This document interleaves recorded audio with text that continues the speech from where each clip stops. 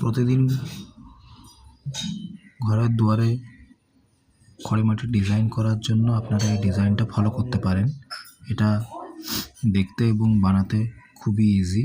দেখতেই পাচ্ছেন খড়ি মাটিটাকে জলে একটু গুলে নিয়ে তারপর এরকম একটা শুকনো ট্যানা দিয়ে আপনারা করতে পারেন এই ডিজাইনটা। এটা খুবই ইজি আর ডিউরেবল, আর বানানোর সময় খুব একটা কষ্টও হয় না, তাড়াতাড়ি শুকিয়েও যায়। তো আপনারা এটা ট্রাই করতে পারেন এবং জানাতে পারেন যে এটা আপনাদের কেমন লাগলো। অন্য ধরনের কোনো ডিজাইনের জন্য আপনারা কমেন্ট বক্সে লিখুন যে আপনাদের কেমন ডিজাইন চাই, আমরা সেরকম ডিজাইনই দেওয়ার জন্য ট্রাই করব। Thank you.